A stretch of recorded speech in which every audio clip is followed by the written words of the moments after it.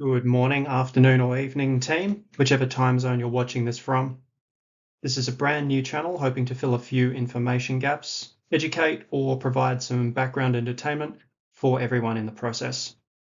Today we'll be going through an overview of groups, organisations, and ideologies active in Australia that are currently or could escalate to significant threats to life, safety, or property within the next few years. We will also look at non-standard threats like general crime and environmental factors, with a focus on risk management in specific areas of operation. For any overseas viewers, this may add some perspective and new information to assist you in your own countries. And for domestic viewers, this may help shape some strategy or contingency planning moving forward. A word before we begin, however, this is not a dedicated threat brief, more of a hybrid of several product types, seeking to explain a broad topic to the most amount of people. There will be some explanations, analogies, some attempts at humour. We will also need to define a rough operating environment for our threats to exist in, and also offer some recommendations at the end to consolidate the information. With that out of the way, let's start with some housekeeping. On the screen, you'll see a whole suite of references used to source in terms of information, graphics, and excerpts. Feel free to pause the video or come back to this slide at a later stage if any particular organisation or section interests you. The references on screen are a selection of the larger documents and more in-depth articles used, with total sources taking up several slides worth. If you require a specific source to cross-reference or further your own knowledge, please let me know and I will attempt to send it your way. In addition to references, I've included some useful other videos or information that complement this presentation. These explain concepts such as information warfare, emerging technology, and most importantly, the political theory. This is done far better and more concisely than I could within the frames given to this presentation. So I would recommend viewing those at some point if it is of interest to you. If for no other reason than they are very informative videos with good information made by very, very solid operators. So with that, we will jump into the presentation, starting with some important information up front. Firstly, bottom line up front, what is this brief? Who is it really for, and what does it achieve? This brief primarily serves as a starting point to understand organisations, groups, movements, etc. that could pose a threat to the general population. And by the general population, I mean someone who might not be very interested in politics or keeping up with threat trends.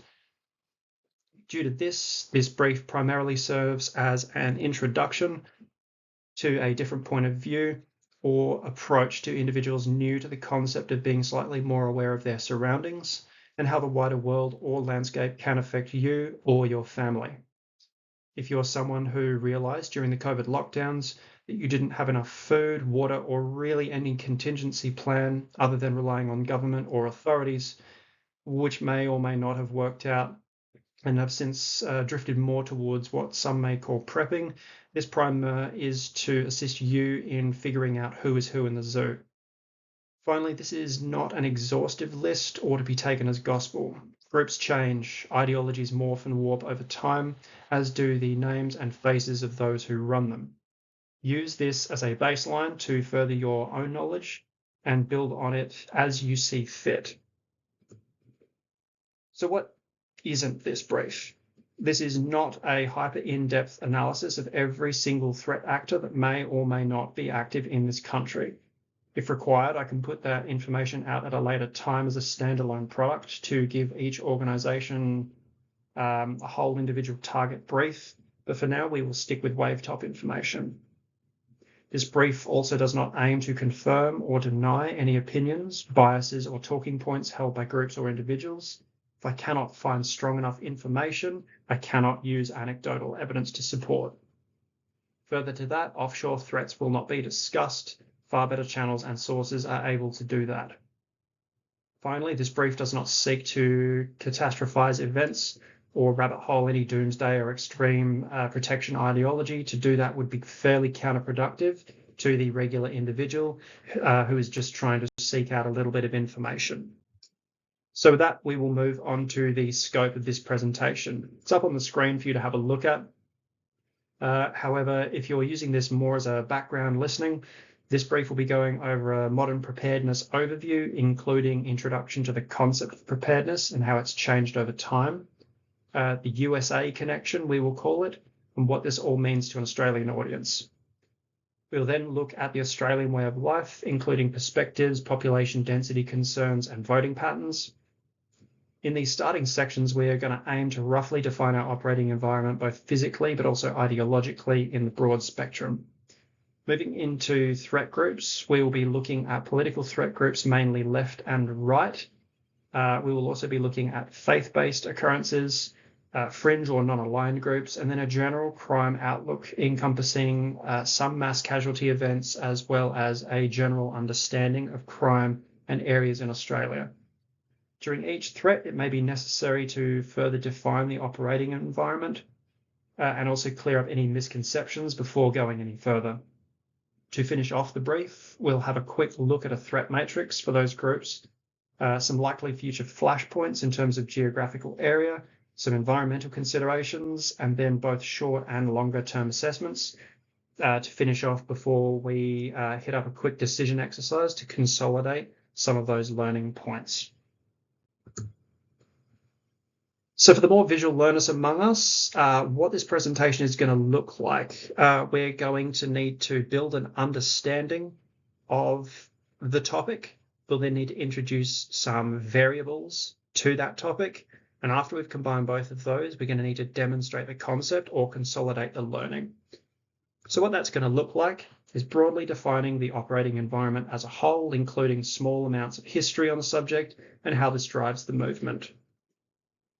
Next, we will define the specific operational environment conditions for Australia, and within that, highlight general factors specific to the Australian population or populations similar to Australia.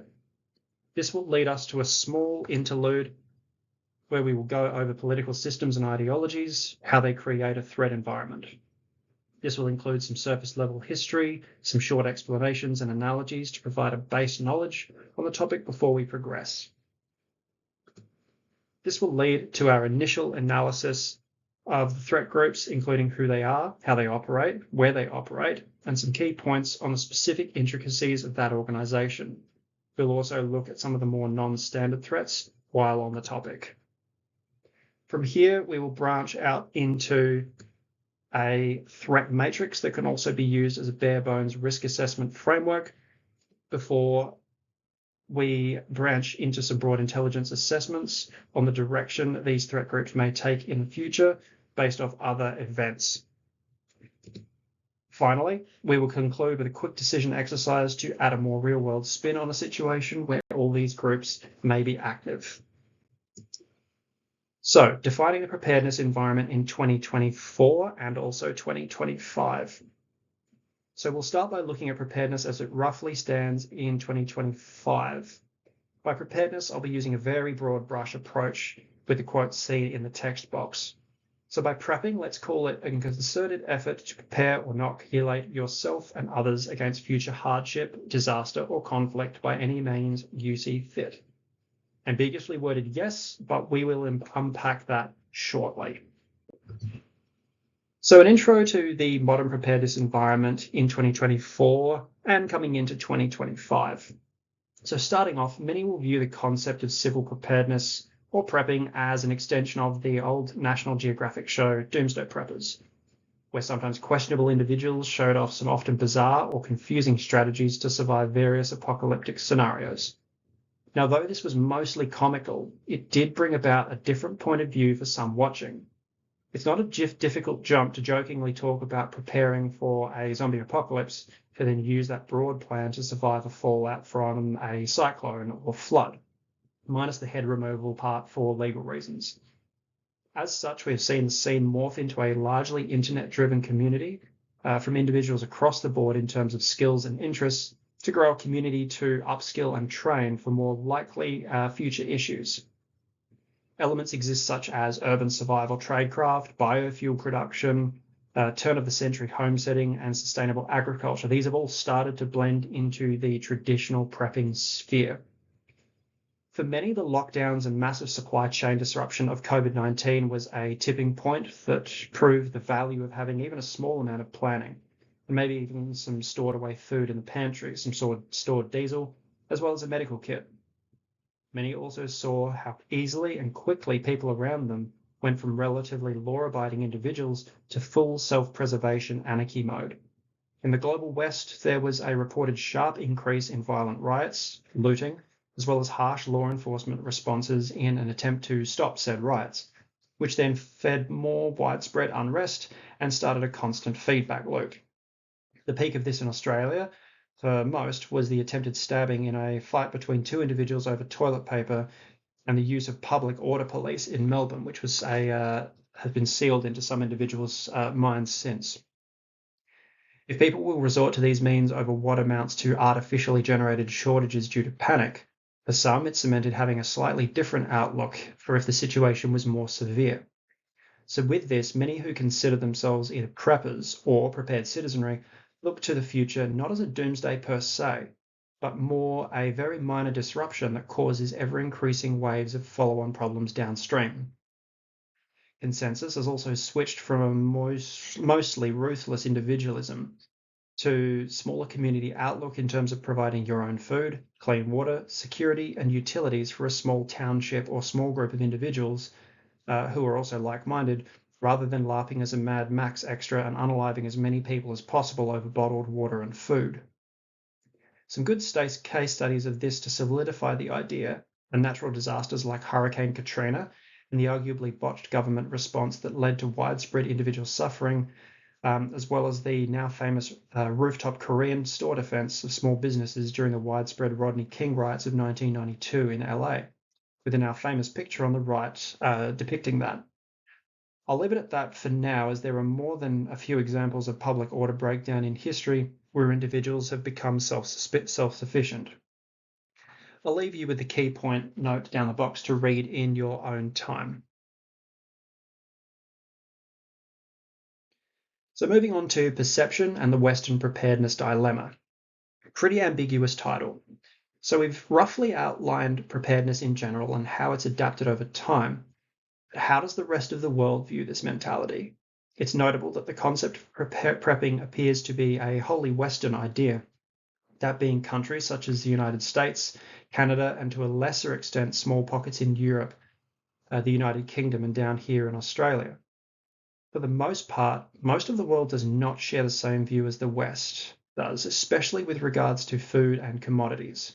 In general, a large amount of the world teeters very close to crippling drought or starvation on a regular basis, with severe fluctuation in climate or even other countries' policies having a very disastrous effect. Due to this, the concept of setting aside food, bug-out bags, disaster response gear is a concept totally foreign to most, due to the ever-present struggle to survive day to day and one day to the next. It is difficult to say the least to prepare or set aside terms you don't actually have, can't get, and may just simply be stolen or confiscated by someone else. Following this line of thought, for some around the world, their regular day or week would, in all likelihood, cause someone in the West to enact their personal response plan purely due to the fact that that person may be living in a literal civil war, maybe with a cup of rice for the family and the threat of that being stolen by a local roving militia. The relative luxury of the West is having both time and ability to undertake preparatory activities to shield us from what some consider a normal life anywhere else in the world. Perspective here is absolutely vital, especially as we move forward and talk about other countries, each with their own specific landscape. What may feel like total collapse to you is someone's regular Monday commute to work. What may feel like free speech genocide to you may be someone's idea of the most free speech paradise in existence. Remember, you go to war with the army you have, not the one you want. And for most around the world, what they have is not a great deal, but they sure can improvise along the way. So this leads us to the elephant in the room, talking about the connection to the USA and the role the USA plays in a lot of this. So we keep that theme in mind. we're going to move on to the juggernaut of modern prepping ideology that is the United States. Now, I don't know how many people will view this brief, nor do I know where they will live, but understanding the huge role the population and mentality of the United States plays in all of this cannot be overstated. For any Americans viewing this, this may hopefully give you some insight into why most of the prepping world does not, cannot work outside of your borders, or at least not in the same way.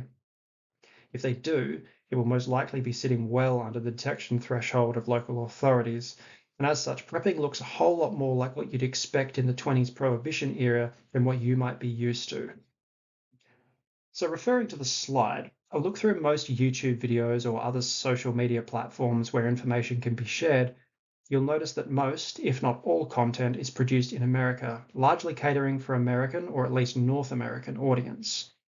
This is almost entirely driven by the existence of the Second Amendment, a critical point to note as we move forward.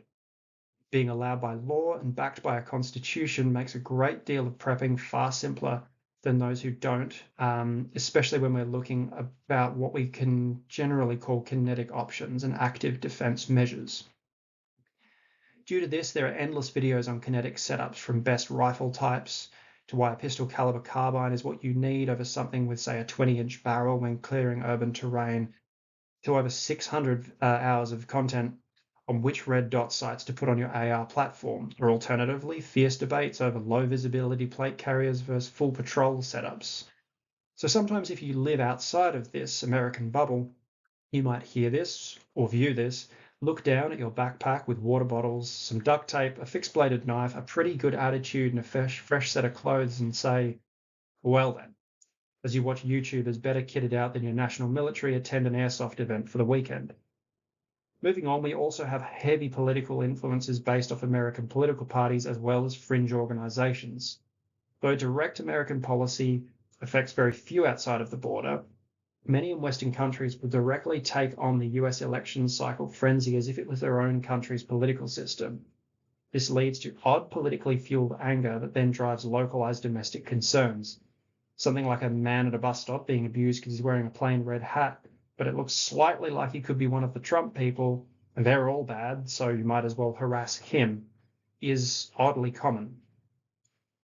Now, I know some of you may be saying something like, well, yes, US culture is global. We can't help it if people take our content and run with it. That's just how influence works.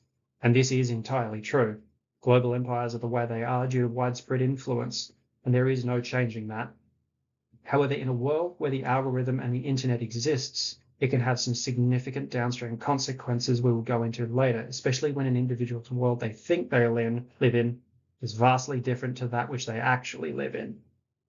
Due to the fact that most of what we see comes out of America, this can cause others to seek to capitalize or cause further their own goals or shoehorn their struggle into something they saw online. This is especially true with identity and oppression movements started in the USA and tried in other countries. There is a following, but it just doesn't ring the same. Some of the general pieces might be there, but on the whole, it's just not the same way as American. Some of the general pieces might be there, but on the whole, it's just not the same. In the same way, an American-themed restaurant in Australia feels forced, or an Australian-themed restaurant in America feels like they're trying too hard based off watching Crocodile D that one time. It just feels like oppression cosplay. A key point is that for most people outside of the USA, approaching preparedness with an American lens has the very real possibility of causing you significant legal issues. Your favorite YouTube or political movement may be allowed to use body armor, own a semi-automatic long gun, and use those two to stop someone breaking into their own house. But try that almost anywhere else in the world, and you will almost certainly trigger every domestic terror law there is. As such, you're free to view that content. However, consider looking more at the general message rather than the moving parts and adapt those to where you are. Can't legally do the kinetic bits of the video? Well, that's fine. Instead, try to analyze and practice bits that you can do, like fitness, communications and radio, combat medicine and trauma, or logistics, just to name a few. For those stateside, look at countries that aren't the US with a political system that roughly lines up, and perhaps wargame how you'd operate in those countries without free access to the options you're afforded in the US. Thinking about the polar opposite to what you're used to. can promote some good non-linear thinking. Think how you, with your current load list, would operate somewhere like the United Kingdom with all its CCTV, and how you would tailor everything down to your cyber sanitation to operate effectively. All right, so we're not America, so what is the point of all this?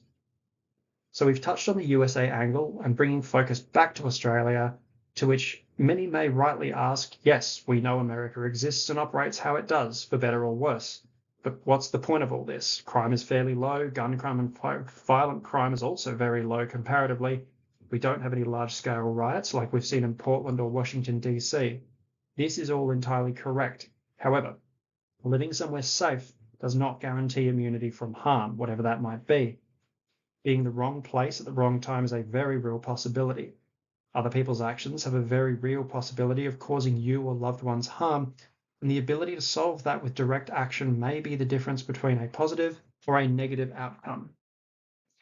Remember, any human, when placed in a difficult position, is capable of doing extreme harm against their own morals. Secondly to this, strict laws only matter if you intend to follow them. On that point, historically strict laws generally harm a population more than the demographic they're intended for. If a legal framework won't allow you to protect yourself but does not eliminate threat or crime, that leaves the most vulnerable at the mercy of some very adverse forces without any protection. Inserted below are some excerpts from Melbourne's COVID-19 lockdown protest fallout, which I'll give you a second to read over. Key points here are violent anti-lockdown protests in arguably one of the tightest controlled states in Australia, with rubber ball grenades and baton rounds used. Footage then surfaced of police checking residents' reasons for being outside following this.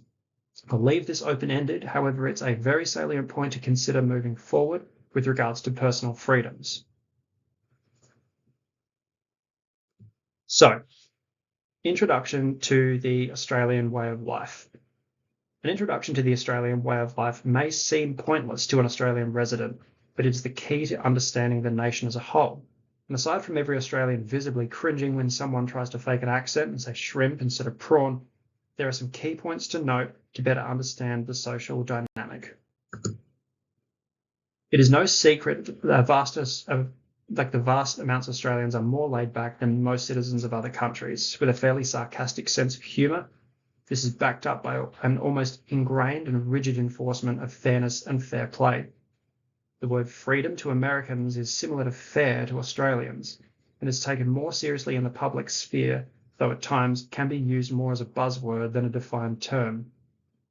There's also a high level of relevant apathy, especially on broad concepts, which can then turn around and be followed up by extreme opinions in one way or another, usually when entering that individual's sphere of influence. Many an Australian will not pay attention to laws being passed in their respective state legislative body, avoid or drag their feet to vote on an issue, however will then publicly criticise the new law passed for, say, raising a tax a few percent. Unlike the French, though, no one will protest, with most either maliciously complying or coming up with an elaborate scheme to circumvent the new ruling. For overseas viewers, Australia has a far more collective focus than that of somewhere like the US, which has a stronger focus on individualism. Though this might seem concerning to some, when looking at this through a macro lens, it's fundamental to the functionality of Australia's unique running and vital social programs that we hold quite dear. Issues have the tendency to collect like raindrops on a window, so we're talking slow at first, but once gaining critical mass, they move at some pace. The court of public opinion is strong and holds very significant weight down here. Another point to note is the different character arcs for different states. Some states were settled by convicts and some were not. Some states were settled by particular religious groups, and as such, all states have very unique and individual features. This leads to fairly intense rivalries. As such, ask someone from Melbourne what they think of Sydney, ask both of those people what they collectively think about Adelaide, and then ask all of them what they think about the state of Tasmania. On the topic of religion and faith, it is very subdued and not overly visible on the surface. This is also the case with anything that can take the form of faith, like worshipping a political party. Though Australians may have very strong opinions on their faith or political leanings, they will most likely not tell you about it or wear their allegiance on their sleeve. Most Australians will go out of their way to avoid public displays of faith or general ideology, including political. Final point, there is a relative mistrust of authority. You can call it suspicious compliance. There's a general mistrust of authority to a newcomer or tourist from the United States. It may seem baffling about how many laws and regulations there are.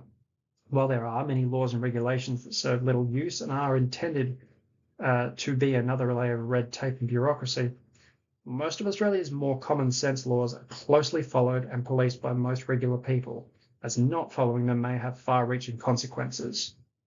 An example of this is being told when and where you can have a bonfire on your own land. Or at a campground, it might seem excessive, might seem a little bit like excessive overreach to some.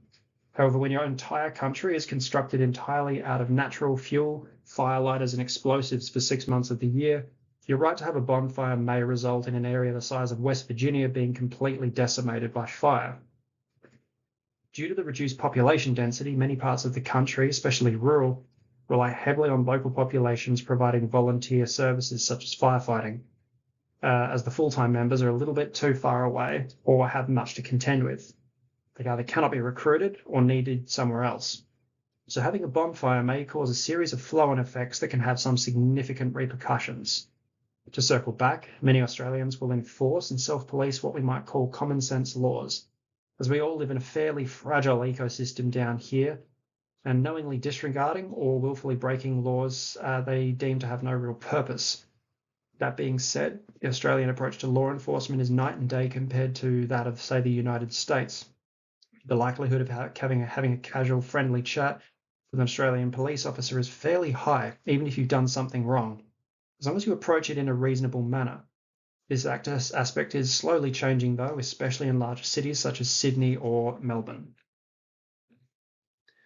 So moving on to population density. Population and population density is a factor that is key when looking at Australia. For some rough numbers, Australia's total population at time of recording is 26,635,744. For reference, Australia's total population sits between the total population of Texas and Florida, 29,145,505 and 21,538,187 respectively, or slightly less than the population of southern England at 28 million based off 2020 census data. The vast majority of Australia's population lives within 50 kilometres of the coast, or 31 miles for those working in freedom units. Due to this, and flowing on from the individual state development on the previous slide, each major capital city or regional centre has its own unique set of quirks, mindset, architecture, and tends to exist in a bit of a bubble. This can have an adverse effect, especially if major media is consolidated in one capital city and can give a distorted perspective to the rest of the nation. This is especially the case with state funding on infrastructure and assistance programs. It's not uncommon for a state's capital city to receive significant funding for capital projects, with more rural areas' infrastructure falling into disrepair, even though in some cases, most of the state revenue flows from those rural areas.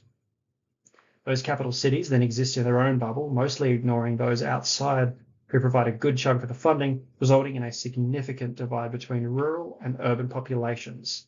We'll look at a graphic representation of this slide in a later slide. So, population density shown graphically. Let's look at this with a graphic. For some of you working off a small phone screen, it might be hard to see, but you can faintly see small population patches in yellow around the coast, especially on the east coast. As you go further inland, it's not uncommon to see flat nothingness and desert for hours as you drive, with very small towns dotted around. For US viewers, Australia's average population density of 3 people per kilometre squared puts it between the state of Wyoming at 2.33 people per kilometre squared and North Dakota at 4.13 kilometres squared. If you were to go on a hypothetical road trip, you may start in the middle of Melbourne and see this. Then you might drive across to Adelaide and come into the city seeing this. You might then drive inland to get to Sydney through the centre and see a lot of this, and for about 8 hours. And then finally drive up to Darwin, where a lot of what you'll see for the day and bits of driving is essentially this. So moving on and circling back to that rural-urban divide we were talking about a couple of slides previously, let's look at how this population density affects voting patterns. For this, we'll use a graphic of what some might seem a sensitive topic, but enough time seems to have passed, and that is the recent voting pattern and outcome of the Indigenous voice to Parliament. If you would like more information on that, please feel free to look that up in your own time. However, those less concerned or not from Australia, it was a vote to change sections of the Constitution. Looking at the voting breakdown, even on a small screen, it's possible to notice very significant voting pattern phenomena. Thinking back to cities operating in isolation to other sections of the country, we can see that in places a serious divide can be seen, an almost polar opposite viewpoint held within states. This divide can and did create some stir in the reporting and media circles based out of population centres such as Sydney and Melbourne. Specific modern political rhetoric was used following the voting decision. However, I will leave that open to audience interpretation as to what it was and the wording of it. But some cities like Adelaide in South Australia, you can see, went against this trend, as did some in Queensland. So noting that voting pattern, we'll move on to a comparison between the USA and Australia. Using that voting pattern graphic, let's look at that compared to the US voting patterns with regards to Republican versus Democrat in a US presidential election. In looking at these two side by side and accounting for population difference, some similarities can be seen very clearly. I'm not a statistician, nor am I qualified to discuss politics or the intricacies of two very distinct nations' voting habits. However, one can draw some interesting parallels between the two nations, especially as far as mentality is concerned. This will become of particular importance as we move further into threat groups. Largest takeaway from this is a very specific divide between urbanised population centres and the more central or rural, or sometimes forgotten about areas. Why does this matter? Humans are innately tribal creatures, usually needing to belong to one group or the other. This is usually historically bridged with either cordial or polite discourse on disagreements, or some sort of warfare within the latter historical being the norm. Creation of strong factionalism and lack of cordial discussion over disagreements can lead down a very slippery slope, especially when a group mentality is applied, especially an extreme group mentality. So moving on to threats, we've covered some important background information and given an overview about Australia as a whole. Population, we're talking some voting patterns along with some societal considerations. Keeping that information in mind, we'll move into the threats and the threat groups. So before we look into the different elements of threat groups and profiles, we first need to define the threat and what we mean as we go further into this brief. To do this, I'll be casting a wider range than maybe what you're used to. So for threat, it will be classified as any group, organisation, ideology, or individual actor seeking to promote a narrative or way of life, silence another, or achieve a predetermined end state through the use of force, violence, coercion, manipulation, or intimidation. Broad, very much so, but we will cover this in a moment. Within this definition, let's consider two different variations. The first of this we will call routine. This subdivision includes, but is not limited to, groups or ideologies that foster a general fanatical way of thinking or acting. Organisations known to use the above listed criteria to achieve an end state contrary to or at odds with the majority of the population. Commonly a fringe ideology or general concept, most likely political in nature, and also likely known by a law enforcement body, or alternatively, another body of concerned individuals. The second subdivision is what we're going to call episodic. This subdivision encompasses a far broader list, including general crimes such as spree events, periods of non-standard crime peaks, as well as unrest, such as riot or antisocial gathering. Personal crime, including domestic violence or targeted assault, also sits in this category, as do attacks by lone individuals in a public setting, such as mass casualty events. Environmental impacts, such as flood, fire, or wind, also fall into episodic events, though in some areas they may be seen as routine. Environmental impacts sit here due to the very human response to natural disaster being commonly unpredictable. With regards to human factors, Some within the above list may be known to police, however, to what extent may be an unknown variable. These two categories lead to a final point. If an event causes you to shelter from harm, hastily pack or grab a pre-packed bag, and run or deal with a situation with direct action or violence, whatever the origin or intent, these must all be considered under the same umbrella. Though it may be left of field to see prepping and domestic violence lumped in together into the same threat matrix, I believe on closer inspection it satisfies much of the criteria put forward to constitute a disaster. A point to remember is commonly an action isn't judged by its initial intent, it is judged by the outcome of that action. It doesn't matter how pure your intentions were, if people were injured or killed, the end state is the same. So starting with groups and organizational themes, keeping that in mind, we're going to look over the types of organization we'll be covering. Groups we'll be looking at are political based or issue motivated, both left and right aligned political factions, faith-based issue or situationally motivated groups, non-aligned or fringe internet groups. These include the sovereign citizen, as well as QAnon movements. Though not shown on screen, we'll also take a quick look at generalized and then loosely formed criminal gangs that may have overlap into these organizations and also contribute heavily to the threat dynamic. Before we go any further, I would like to add a caveat that many of the mentioned groups have significant overlap into other quadrants or areas based on either competing or complementary motivations. These subsections are not set in stone, nor are they a harsh line in the sand. I'll leave this slide up on the screen for a moment just so you can read over some of the explanations listed, but there is a non-zero chance that someone who is both politically motivated can also be issue or situationally motivated and can also be a member of a non-aligned or fringe internet group. It is a non-exhaustive list.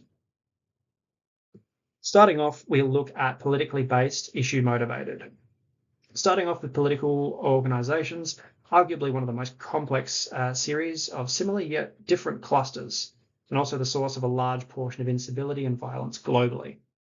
Fair warning, some organizations may have exactly the same goals and wording, however their intent and intended target is different, putting them violently at odds with each other. Before we go too far, some background information is needed, especially if you're new to this. If you're not, following it along in case I miss something. As many people learn in different ways, I will try and cover the different learning styles to avoid confusion. So, understanding political beliefs, we're going to go into a couple of different themes. Politics, and by extension, political instability and violence, is one of the more complex topics to cover. The more one looks into something, the more you see overlapping points, contradictions, or points you personally don't or can't agree with. Who you are, how you were raised, and experiences have also greatly driven what you value and also how you interact with others. Where people align on a specific core value often defines their stance on how a government should work, how people should act, and what the fabric of that society should be based in. This also extends to whole nations, not just the individuals, and can be due to history, geography, availability of natural resources, and their historical relationships with neighbours. Another key point is also how old the nation is itself. A young nation founded on hopes and dreams is going to be polar opposite to an ancient nation founded on 1,000 years, with roots deep into ancient customs and ruling classes. To better explain this, some use a belief modelling test known as the political compass. This places an individual into different quadrants based off generalised questions. Though the binary nature of this test can get a bit murky, especially when an individual feels strongly about many contradictory things, the test looks something like this. This places people generally in a kind of left or right and authority versus liberty area. This test creates some issues, as someone on the left side of that diagram may call someone on that right side of the diagram fascist, with that right hemisphere person exhibiting no traits associated with fascism. They just don't particularly agree with the other person. Fascism tends to sit roughly here, between both left and right. This is also why it's quite confusing when you see individuals called far right activists sharing a lot in common with left activists in terms of the way they operate, their TTPs, their procedures, and also their rhetoric. Smack bang between left and right is essentially, we're still roughly looking at fascism. The US early constitution sits roughly about here, with it fluctuating around here and some deviations here and here, depending on who is in power at the time. Most environmental Greens parties sit around here until elected, and the Chinese Communist Party sits roughly about here where that last arrow landed. However, they do tend to fluctuate based off business and social policies. Somalia sits roughly here on a good day. The largest and key takeaway for this, however, is if you're sitting around the dinner table with someone generally pro-communism or collective ownership in general of property and the state having control of economic markets, they will be on this side. And if you're generally pro-capitalism and more individual ownership with the state having less control, you will likely be on this side, as will those who want a traditional monarchy like England, plus also some elements of jihadi culture. You will also see them on this right-hand side. To better avoid confusion, we will use something slightly less known, and that is the 3 telos model or triangle political map shown on the screen. This model uses 3 different axes to judge end goals that sit at odds with each other. Models do vary somewhat, but most consist of a liberty or freedom axis, an equality or equity axis, and a fraternity axis, sometimes listed as tradition. To outline them, freedom refers to an individual decision, autonomy, or freedom of individual choice as the polar opposite of authoritarian or collective beliefs imposed on the individual, especially by force. Individuals on this axis tend to align with free market capitalism as an economic structure and believe in meritocracy or the best or most qualified person for the job. The individual is key, and that individual tends to experience openness as a trait. They tend to believe in private property rights, individual equality, and fiercely resist overreach by a large governing body that restricts their individual liberty. Their main identifier is that of personal dignity. Next, we will cover equity or equality. This refers to a group whose main driving factor is the reduction of harm, but on a group level, not individual. Due to this, there is a flat structure with theoretically no hierarchy. And in this, the group is the main point of focus, with the individual needs coming last. This group strongly believes victim or oppressed groups' rights, with this group aligning to a collective or group control or financial system of widespread ownership. The egalitarian nature of this axis implies that all within it are equal regardless of nature or skill set within the group. The main identifier of this group is victimhood, with the necessity to have an oppressed group and an oppressing group to generate a power dynamic as a constant to continue this ideology. Lastly, we have fraternity or tradition. This axis follows a tight-knit and honor-based series of values, likely handed down by a previous generation, maybe through wisdom or a sacred series of texts. This group is orderly and conscientious, with a strong moral foundation to loyalty and authority. That authority is seen as the head of a tribe or government in the modern age with a strictly hierarchical societal structure. Due to this, power is inherited through name, birth, or another form which forms something similar to a feudal power structure or monarchy. Rules must be enforced with traditions upheld. This group's main identifier is honor-based. Within this method of the last 2 beliefs, some might be more conservative and some might be more liberal-minded. An example of more liberty-minded could be an egalitarian society, however you are free to do so and the state has no business stopping you, and other people are free to join you, as opposed to a more conservative take where you will operate collectively for the benefit of the greater good. You cannot choose to go against this intent, and it will likely constitute an illegal activity if you do. Most people will sit within this circle. Some may tend to go in one direction more than others, but most people accept some degree of government control, some degree of hierarchy, and some degree of individualism within a society. This perspective is realistically the norm, with most successful ideologies and societies having a blend of agreed values, whereas more extreme ideologies tend to rise quickly and fall quickly. So these 3 types of ideology, as stated previously, operate total odds with each other, and for the most part explains why some countries often clash based off fundamentally different principles, and in some instances may attempt to invade or colonize others in order to further that mentality or to save them from their ways. We can see this on the traditional side by colonial powers such as the English in the establishment of a very orderly and hierarchical society far from their own shores, or on the equity side by the spread of communism through developing nations under the guise of equality for all, usually following a colonial rule. We tend to not see invasion by liberty-minded groups due to their lack of desire to forcefully change another's way of thinking or way of life. Most liberty conflict we see is as a result of another axis attempting to exert force or power on them. A good example of this is the American War of Independence from the British in the 1700s, leading to the foundation of the United States as we know it today. This also heavily influenced their laws and societal makeup, while ingraining many aggressive, liberty-minded principles which other nations may view as strange or baffling. So bringing it back to the topic at hand, where does political violence or instability come from to the extent a threat brief can be made or endangers regular people?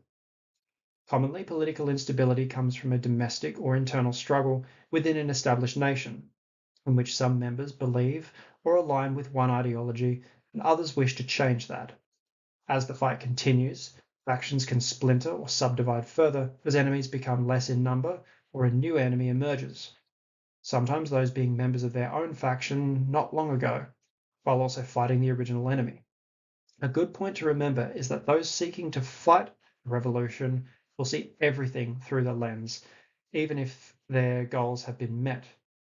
At this point, most involved have lost sight of what the original goal actually was, and during the fighting have adopted so much of the original enemy's mentality that it makes classification difficult and may resemble a Frankenstein's monster of political ideologies. As such, let's take a group. They believe in tradition and honour with a strong loyalty to authority. They also believe that they are victims of someone else's actions and see the world as a power structure. They care deeply and believe in a utopian vision. However, all of this they only believe for their group of people and their nation. Within that nation, the government owns a significant amount of industry, holding it collectively for the people. However, some individuals are allowed to operate as private industry in assisting the nation. The central government issues food and jobs for the people. However, individuals are not deemed to be a class of people within that nation and are routinely killed. And this is done to preserve and extend the culture and identity of that specific nation. This specific group in mind has borrowed aspects from both incompatible ends of the axis and fused them.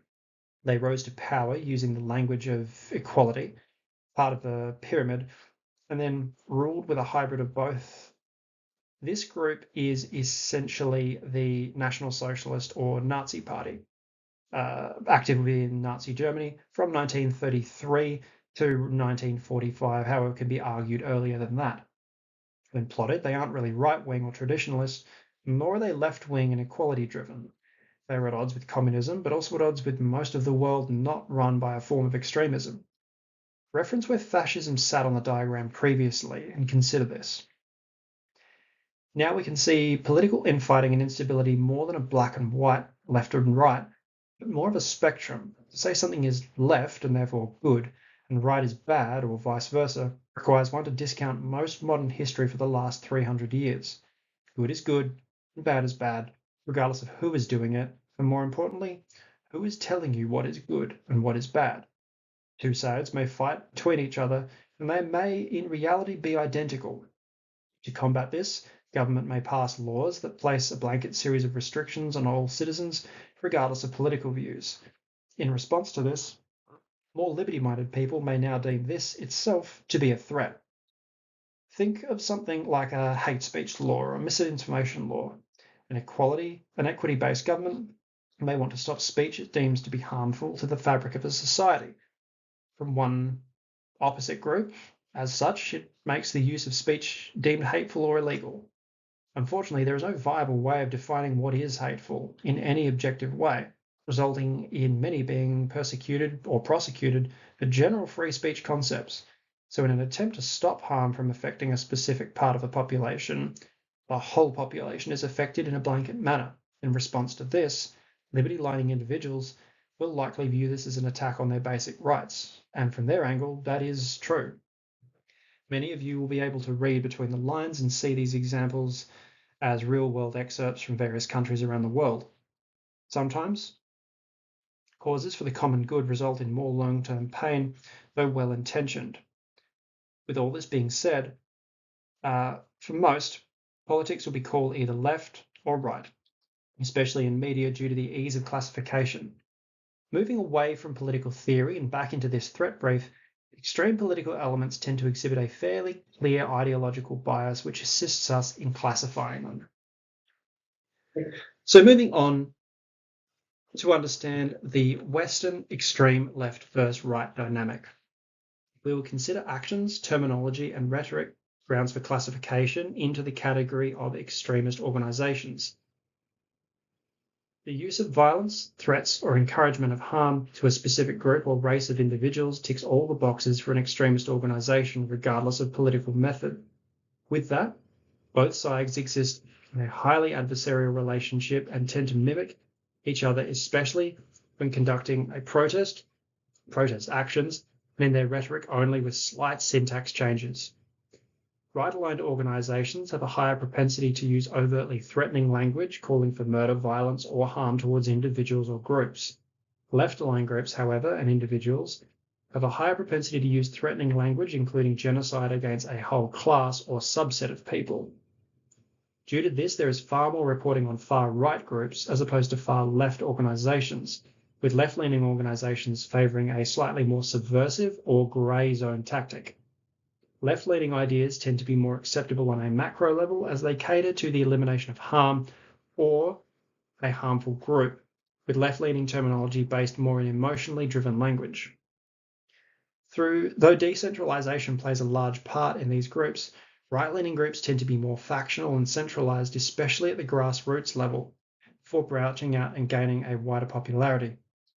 Left-leaning organizations, for the most part, began at their grassroots level far earlier and have had a significant time to hone their conduct.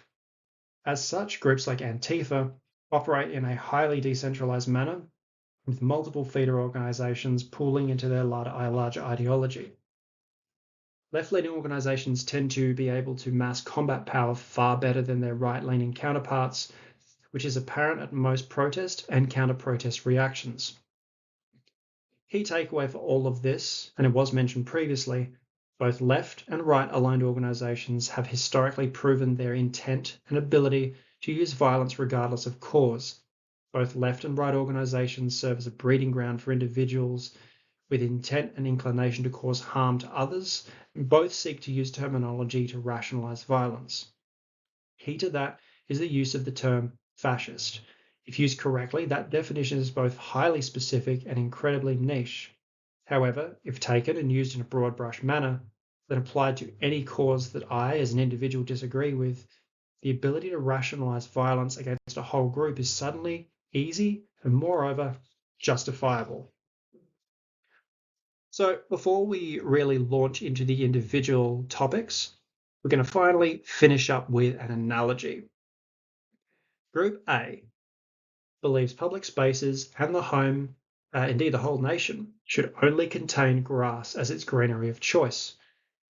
Group B believes public spaces, the home, and the whole nation should contain very specific species of tree and plant. However, many members very much dislike grass and openly discuss it in person and on the internet. To which the regular family say, well, that's nice, but we're not totally sure about that approach. We like grass in places, and we also like different plants in other places. Our neighbour has a nice grass-only yard, and our other neighbour has a lot of different plants. And we all seem to like the variety that it brings to the street. For not conforming to a grass-only model, Group A calls you a race traitor and publicly demonstrates with the burning of a rose bush in the town square. Videos also surface online of trained militia ripping up gardens and replacing them with rolls of turf.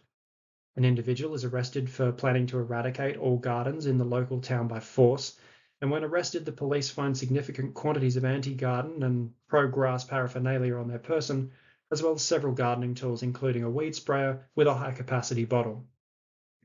For not conforming to Group B, you are called a fascist and a class enemy blind to the struggles of the diverse plant population, and clearly support Group A. Your address turns up online, and so is the address of your children's school, as well as your employer. When you go out, an angry mob hurls objects to you, peacefully show you the error of your ways, accidentally hitting your neighbour who, ironically, has the yard containing all the plant life.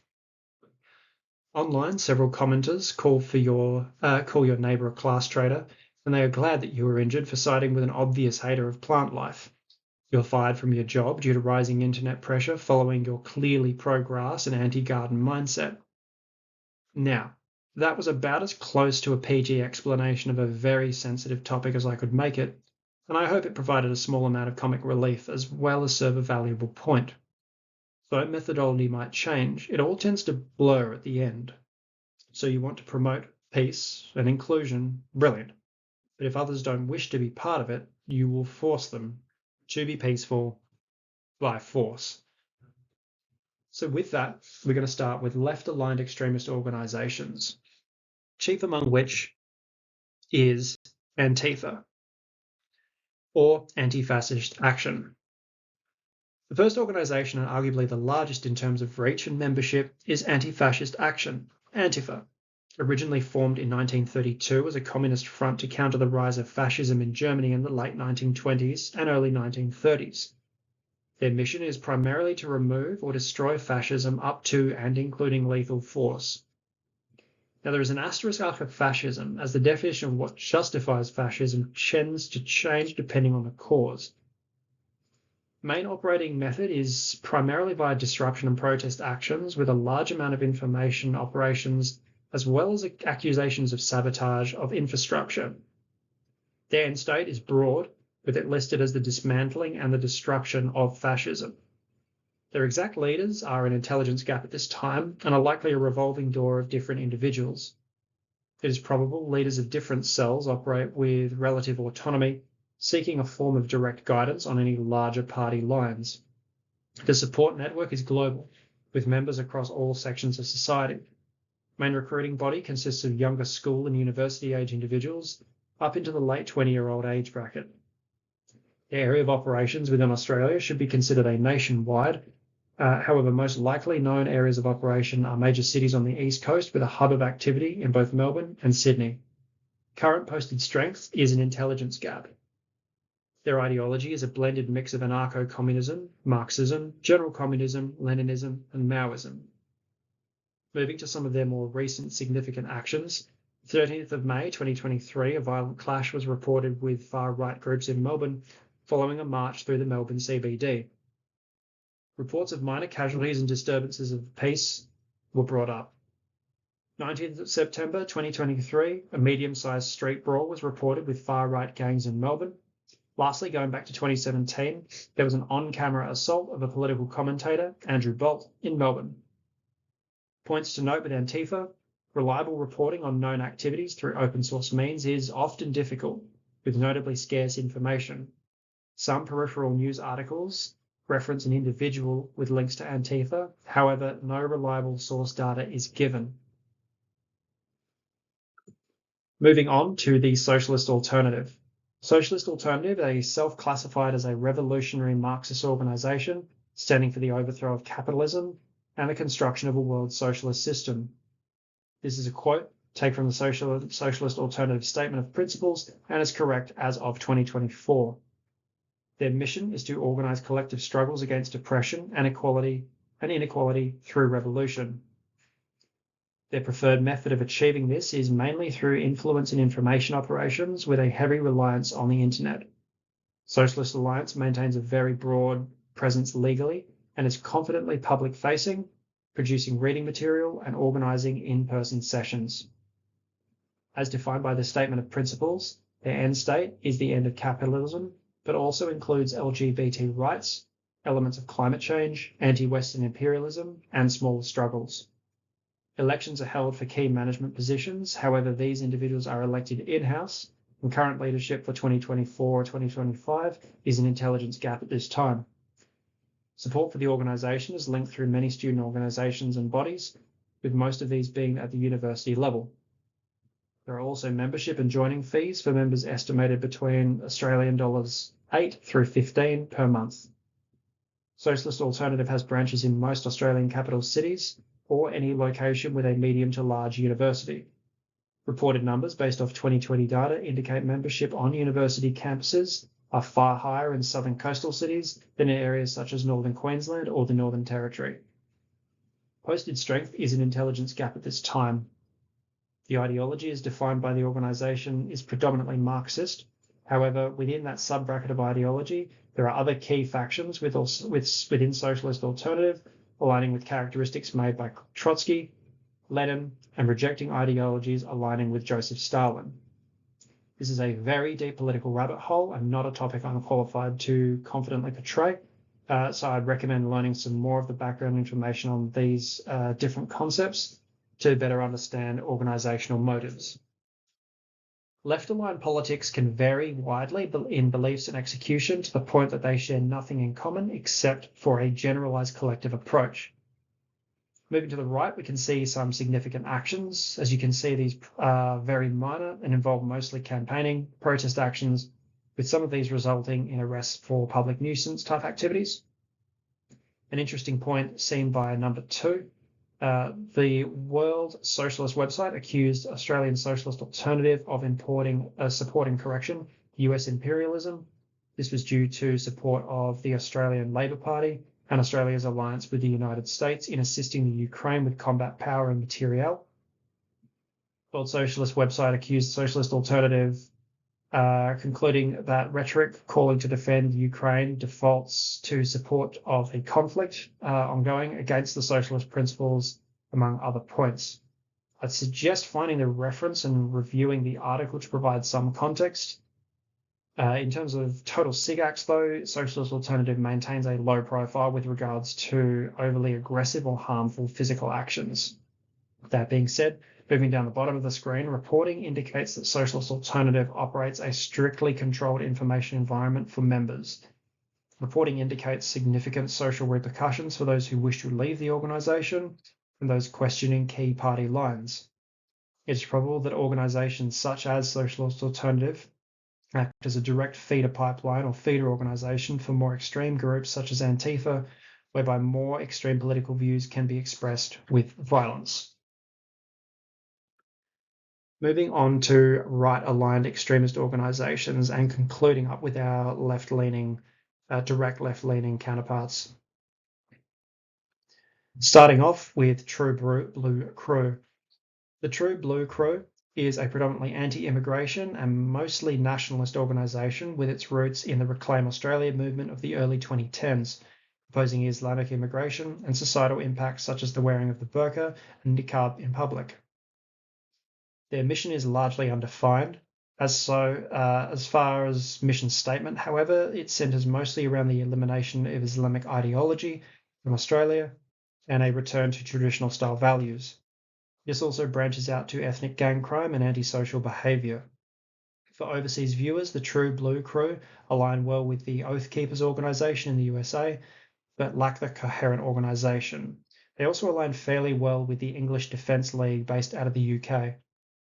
Their methods align closely with vigilantism, but are limited mostly to rallies and protest actions due to the tight laws surrounding the carriage of offensive or dangerous weapons in public. The end state is a general return to traditional values and removal of more ethnic elements of current Australian society. The last reported leader was an individual known as Kane Miller, with information correct as of 2019. Support for the organisation includes possible links to local community organisations such as pubs, sporting venues and recreation clubs, likely used as pro-Australian ideology to maintain a soft presence in the community. True Blue Crew almost certainly has links to other small organisations, including Soldiers of Odin, currently registered as a not-for-profit organisation, as well as the United Patriots Front, with no reporting suggesting the latter remains functional in 2025. Their area of operations remains within Melbourne area, with no reporting suggesting any links to other organisations or activities outside of Victoria. The current posted strength is an intelligence gap at this time. Ideology is a blend of anti-Islam, anti-immigration, and general dislike of multiculturalism. Moving across to significant actions or SIGACTs, highest kinetic threat reported was the arrest of Philip Galea in August of 2016 under terrorism-related offences related to the ordering and possible manufacture of bomb-making materials. It was alleged he also conducted close target reconnaissance of targets deemed left-wing. This included this incident correction is recorded as an act of terror in Australia and is listed as such in legal records. Links were found between some True Blue crew message boards and the Christchurch mosque shooter, Brendan Tarrant, following a detailed investigation where the shooter had posted various comments on pages related to the True Blue crew.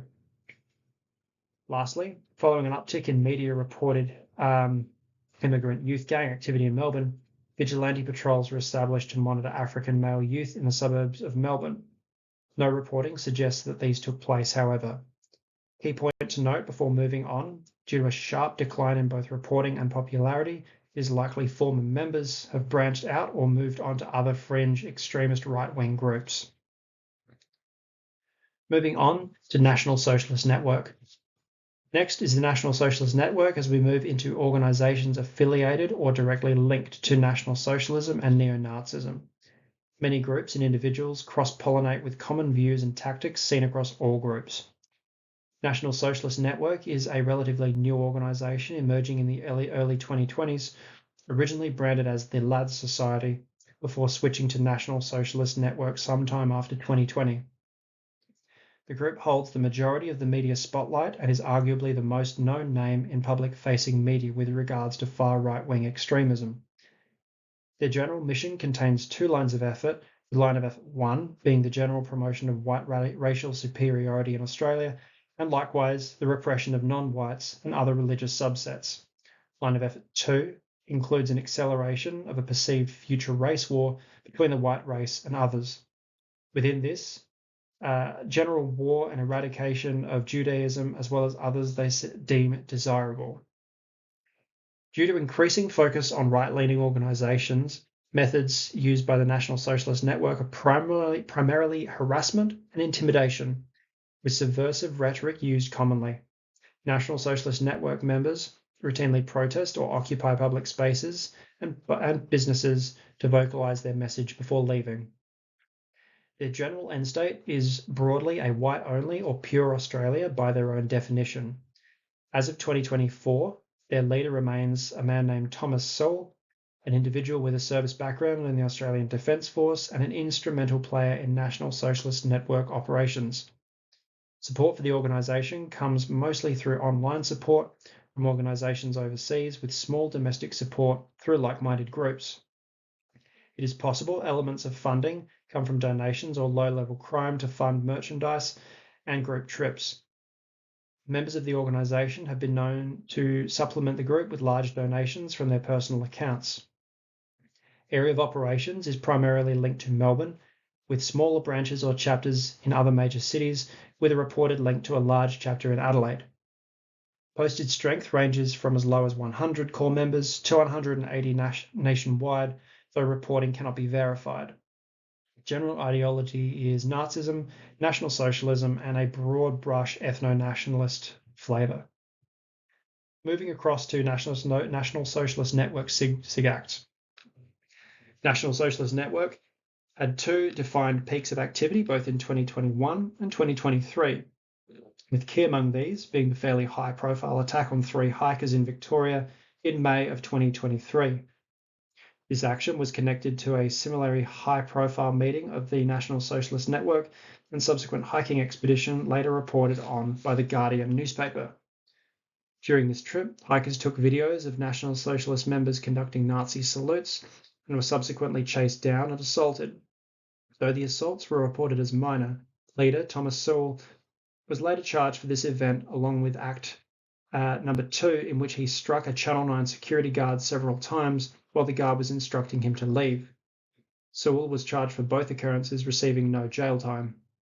Moving to Adelaide in 2021, several National Socialist members' residences were raided by counter-terror police with seizures made of terror materials. Sources indicate these These were bomb-making instructions as well as instructions on how to effectively plan and execute a mass casualty event.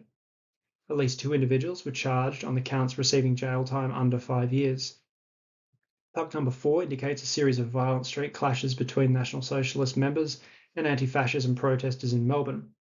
There is no significant report surrounding the extent of any damages or arrests for this incident. Lastly, several National Socialist affiliate members had their passports seized and were blocked from leaving the country on suspicion they may take leave for the war in Ukraine. Several members with prior links to the ADF were barred from travelling under the suspicion that they may have intended to fight for the Ukrainian militia known as the Azov Brigade. The Azov Brigade has drawn controversy over alleged continuing association with far-right and neo-Nazi groups, with a Bellingcat journalist tracing strong ties to American white supremacy groups. Lastly, and most recently, 28th of January 2025 saw the prosecution of several National Socialist members in Adelaide following protests surrounding Australia Day, in which up to 15 individuals were arrested for both loitering as well as possession of a disguise and Nazi memorabilia. Moving on to the Antipodean Resistance. This group is by far the newest addition to the right-wing organisation umbrella, only being in its infancy at the time of reporting, with some sources reporting its demise not long after inception, possibly rendering this group defunct. The organisation has adopted a very unique branding, adding traditionally Australian elements to traditionally Nazi symbols, including traditional SS-style symbols wearing Akubra hats. Their general mission is predominantly centred around the recruitment of candidates and individuals sympathetic to the cause and fostering an element of fanaticism.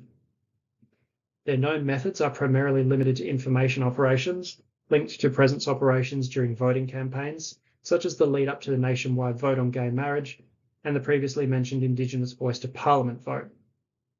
General end state is similar to most neo-Nazi groups in being the general establishment of a white-only state and the elimination of the Jewish sections of society. Leadership team is currently an intelligence gap, however it's likely known members of other neo-Nazi groups have links to the Antipodean Resistance. Support is assessed as minimal with no known links to organised crime. It's likely the group is self-funded by individual members.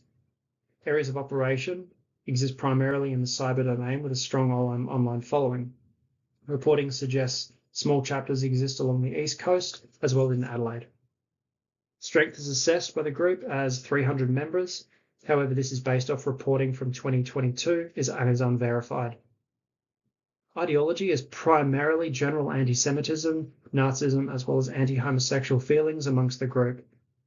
Moving to SIGACTs, with the key point being the presence of several radicalisation camps held in Victoria.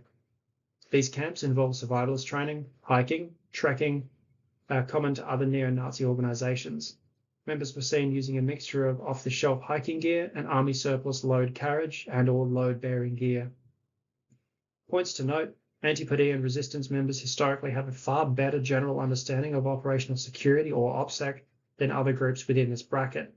Most, if not all, images contain a level of identity obscuration, with members not currently linked to any public-facing profiles or public attribution, indicating a level of counterintelligence awareness. It is likely Antipodean Resistance members sit or sat in a far younger age bracket than other organisations, with average age possibly sitting between 16 to 20. It is possible Antipodean Resistance members will form into a functional and active decentralised organisation with the capacity to undertake low-level kinetic actions following increased efforts by both state and federal authorities to combat the rise of far-right groups and crime. Moving on to the base, as well as Combat 18. Lastly, we have a merger of 2 similar groups, being the base and also Combat 18, with the base being the only group that's been designated an official terrorist organisation by the Australian federal government. Both groups have very similar methods of operation and are ideologically similar in the sense that they operate at the more extreme end of neo-Nazi pipeline and control a far more extreme subset of members and candidates. Their mission adheres to generalised neo-Nazi principles of removal of non-whites and impure individuals, as well as the creation of an ethno-state. Their method, however, is primarily through a violent race war, and as such the use of military tactics to achieve it. As with a military operation, this may also include information domain and influence operations. However, intent is the use of violence to achieve their desired end state, which is living room for the white race globally.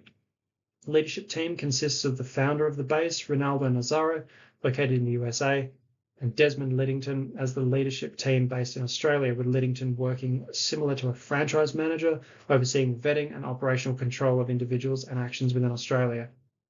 Support for the organisation is assessed as high due to its global reach and access to different revenue streams, including a music label and production organisation. It is likely the group has access to former or current military personnel. The area of operations is largely decentralised. However, in Australia, the group has links to the cities of Perth on the west coast and Melbourne on the east coast. Strength is currently an intelligence gap. Ideology, again, is largely broad spectrum neo-Nazi ideology and elements of traditional National Socialism.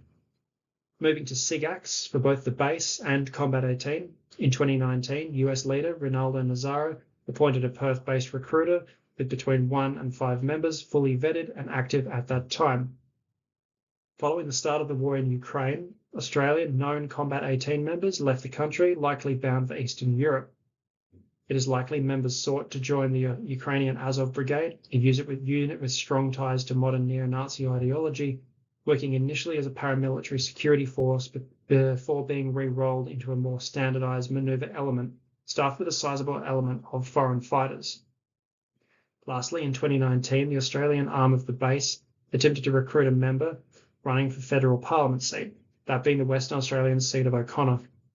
The group was unsuccessful, as was the candidate. No significant group reporting its presence since 2021. However, it's unlikely the group has disbanded. Some key points to finish off: the base and also Combat 18 form the far more militant arm of the far right, or more correctly, neo-Nazism globally. They have connections to high-profile murders and both assassination attempts on political figures, including the death of a German politician from their European arm.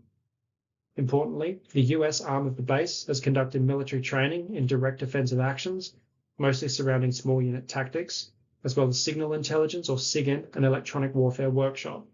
All members undergo a vetting process. And before moving on, I'd like to touch on a point. The upskill of members in both SIGINT and electronic warfare is a significant and noticeable shift in TTPs. The more widespread knowledge of electromagnetic spectrum and RF emissions will likely have flow-on effects, allowing members to better control their own electronic emissions and likely establish an emissions control or MCON procedure to limit attribution by state and private ISR and surveillance assets. This will probably lead to a reduced level of responsiveness by authorities due to reduced indicators and warnings. INW, being what most intelligence personnel, will look for to either confirm or deny a course of action starting to take place. So what's the reality of these political threat groups? Before we move on to faith-based threats, on screen is a series of excerpts from an interview with an Antifa founder in Australia who has since left the organisation. Though this is a left-aligned extremist organisation, it serves as a good stand-in for almost any extreme ideological organisation, either politically motivated, faith, or other ideology, and deserves some thought when looking at these groups. More specifically, what they say they do as opposed to what they are seen doing. Your organisation may stand for open peace and love for all, on the complete opposite, but if you make that point by gang assaulting those who don't believe in your cause, the peace and love section doesn't really hold much validity. If you can normalise violence against someone and dehumanise them in order to carry that out, you're well on your way to being a foot soldier set to recreate some of history's most violent and abhorrent dictatorships. I'd like to highlight a section of that excerpt in the training people to shoot and punch to fight the Nazis. Then remember the training camps the neo-Nazi organisations regularly run and bring that back to this brief. Preparing the regular individual, to understand the threats that may affect them and their family. And remember, back to one of the earlier slides, sometimes you could just be in the wrong place at the wrong time, but understanding what both sides are preparing for and the position that will put law enforcement in and their likely response to such a threat may make the difference between accidental harm and uncomfortable safety. Moving on to the faith or theology-based groups. Due to the reduced acceptance of public displays of religious acts or demonstrations in Australia, the format for reporting groups and actions is going to change slightly to reflect a less group-focused approach, as we don't really have large religious subsects who take to the street in the same way as political violence. In Australia, faith-based groups and threat actors aligning to faith-based groups are essentially unlikely to demonstrate in the same manner as previously mentioned groups, being left and right political. Though some international actions may see the formation of a protest such as the recent direct Israel-Palestine conflict, it is unlikely to contain only one specific faith protesting for one specific reason.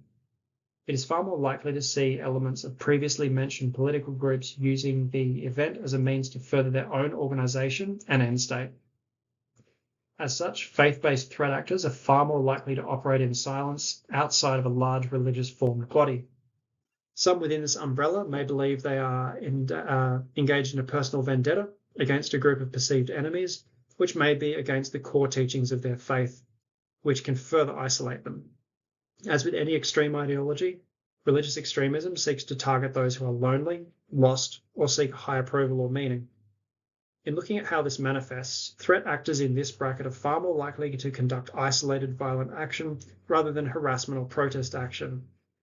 Many are used to seeing the term lone wolf terror attack, whereby an individual was radicalized in private and elements of their past or current living condition form the catalyst to conduct a terror attack.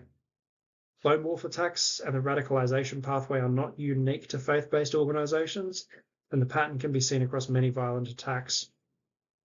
Some key indicators for the presence of an action based in or linked to faith.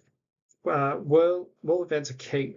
Military actions, escalations, or entry by new players into a conflict can cause flow-on effects due to public perception. Be mindful of what groups may exist where you live and if those groups have good or poor traditional relationship with each other across your community. So moving on to faith-based significant actions. As I said, this format will change slightly from the previous politically driven section. We'll be looking at some more recent SIG acts of faith-based violence in Australia for the last 10 or so years. Two attacks in 2017 and 2018 respectively surrounded to and linked to Islamic terror, both in Melbourne. Domestic Islamic terror reached a peak around 2017 and has since steadily dropped as Australia was involved less and less in the Middle East as well as the Philippines. Number two is the most recent occurring large-scale faith-based attack in 2023 and was highly publicised. This was the shooting deaths of two Queensland police officers and one bystander, along with all offenders, marked a new chapter in terms of faith-based violence in Australia. Here, the perpetrators had a strong radical Christian view, probably encouraged by online radicalisation from the US. Their view was that they were in a struggle between angels and devils, and had established their property with traps, established firing positions, CCTV cover, as well as concealment in prepared fighting positions. The three perpetrators likely initiated a prepared ambush for police, who believe they were responding to a general call-out. Once in range, two officers were engaged with small arms fire, with one officer executed at close range. Two other officers were not in the engagement zone, however were trapped by a deliberately lit grass fire, likely to force the officers to move from cover. Perpetrators were involved in a prolonged shootout with police. It is eventually resulting in the deaths of all three. Number one is the most recent attack in which an Assyrian priest, as well as bishop and churchgoers, were attacked by a 16-year-old with a history of knife offences.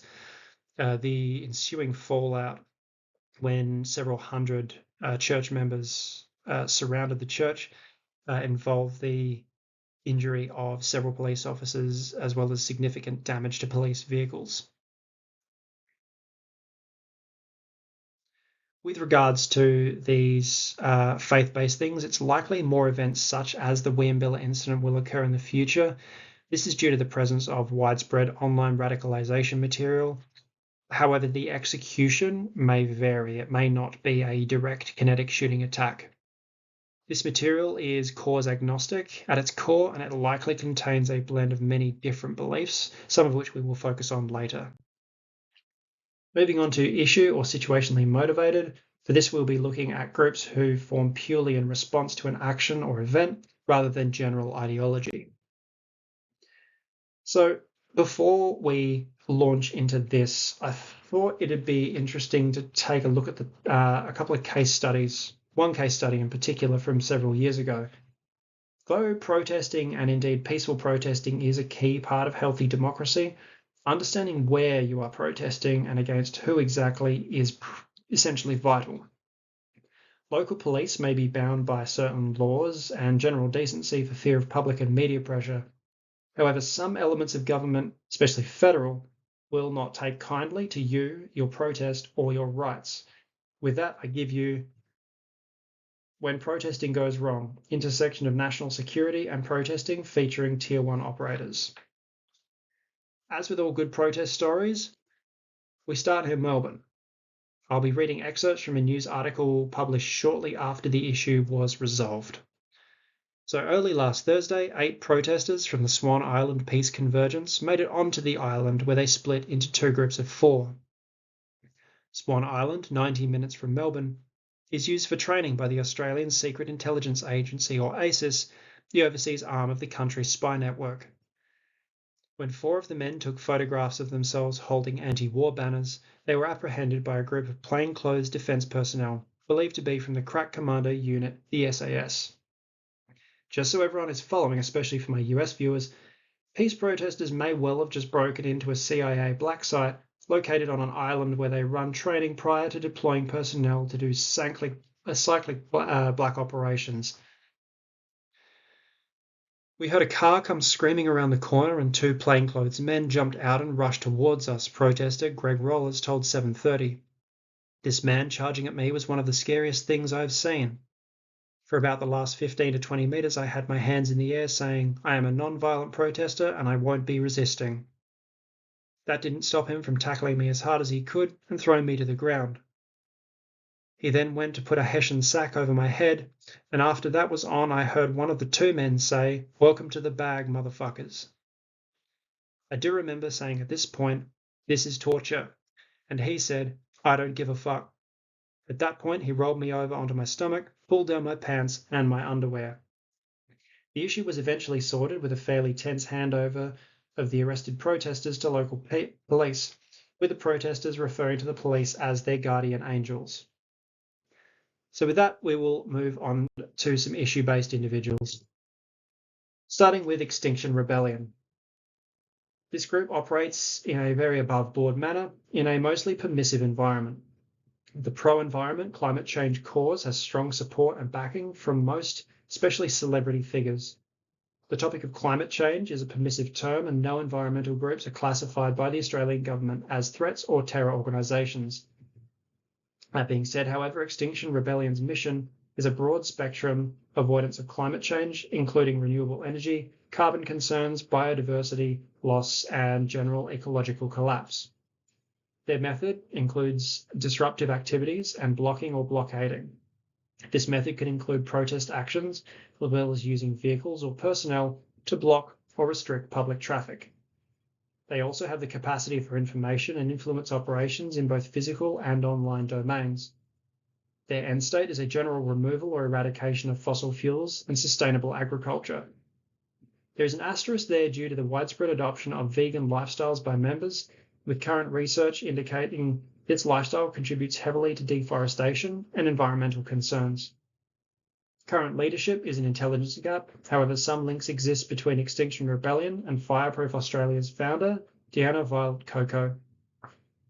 Support comes from endorsement both in terms of celebrities and public figures. Rising popularity with general audience is common due to widespread acceptance of climate change. Extinction Rebellion almost certainly has links to multiple revenue streams, including not-for-profits and charities. In Australia, their area of operations is based around Victoria, with most capital cities and regional centres noting a presence. Strength is currently an intelligence gap. Ideology is a broad spectrum of general environmentalism, radical environmentalism, and social democracy. noting the asterisk due to the crossover of many Extinction Rebellion members and politically left-aligned extremist groups by association. Moving to some SIG acts, most recent was a series of blocking and protest actions in Melbourne CBD on both the 5th and 16th of March 2024, which created significant flow-on effects for businesses and general traffic. During the CBD blockade, a woman on her way to the hospital was forced to give birth in her car as emergency services were unable to link up with her or her vehicle. Most seriously, in 2019, 50 arrests were made following the anti-mining demonstration. And key point, with Extinction Rebellion, links exist with other organisations such as Just Stop Oil, responsible for worldwide outrage following large-scale blockading activities and destruction of property. Some blockading actions have caused political discussions over the classification or intent of said organisations. Fireproof Australia is a relatively new splinter group from other ecological movements in Australia with a decidedly more direct action mantra. The mission of Fireproof Australia is the safeguarding of Australia's ecosystems and communities from bushfires and follows logically from the group's creation at the height of 2019 Australian bushfire season, one of the worst on record. Their method is divided into both protest and inflammatory protest actions. The latter describing protest actions that result in public arrest of members and or heavy disruption of day-to-day activities. Their end state is the raised awareness of the cause and follow on positive environmental action. However, the end state is largely undefined as far as tangible goals. Leadership team, Fireproof is largely fronted by activist Deanna Violet Coco, who participates and is the driving force behind much of Fireproof's actions. Support primarily comes from other like-minded organisations and individuals with a small but strong online following. Primary area of operations is currently on the East Coast with strength and intelligence gap. The ideology is general radical environmentalism. A couple of footnotes. Before we move away from issue and situationally motivated groups, some footnote organisations are notably unions and instances of union violence. There have been several instances of union agitation and violence, chief among this, the COVID-19 protest riots in Melbourne, at which some CFMEU Victoria members were present. There is a suggestion that far-right extremism and anti-vaccination sentiment is linked to the CFMEU. There is evidence to suggest that some members of the CFMEU have links to far-right or neo-Nazi ideology due to the overlap of strong Croatian nationalism. This is likely a knee-jerk reaction by some due to some individuals' living memory of suffering under communism and their violent rejection of the communist ideology. There is evidence to suggest undesirable characters occupy positions of power within the CFMEU. However, their actions do not constitute a threat for the purposes of this brief. Though union violence has been noted in the media, the organisations as a formed body do not exist to be a threat nor cause violence. Moving on to non-aligned or fringe internet groups, a subset that has been sharply increasing in representation globally since 2016. For ease, this brief will combine a few movements into one. This will be done due to the confusion surrounding much of the language, ideology used. So the Sovereign Citizen or SovCit QAnon movement. Sovereign Citizen and QAnon movement is, on the whole, a simple yet confusing topic, much like trying to describe the colour orange. A strange mix of hardline libertarian beliefs and possible conspiracy theories intermingled with known facts and truths makes this segment an ideology complex to define and its followership difficult to narrow down. Moving on to the Sovereign Citizen and QAnon adjacent movement, their movement is largely undefined, but can range from resistance to authority, commonly seen in arguments with law enforcement due to driving without registration plates or a license, all the way through to believing and informing people about the global elite, members of the ruling class using the blood of children to stay young. Their method is primarily general resistance, both passive and active, as well as what is known as paper terrorism, the term to describe wasting the time of a court or judicial body with large quantities of legal paperwork and terminology. Their end state is a general freedom from perceived government tyranny and overreach. Their leadership is an intelligence gap and unlikely to present due to the very individualistic and decentralised nature of members. Support is primarily online, with strong support through forums and message boards. Area of operations and strength are similarly ambiguous due to the anonymous nature of the movement. Ideology is a blend of libertarian and anarcho-capitalism, general tax evasion, strong anti-authority and anti-federal government ideation. The general ideology originated in the United States and as such hinges strongly on US legal terminology and use of the US Constitution. As such, when exported, creates some confusion in which different groups change terminology to suit their country of use.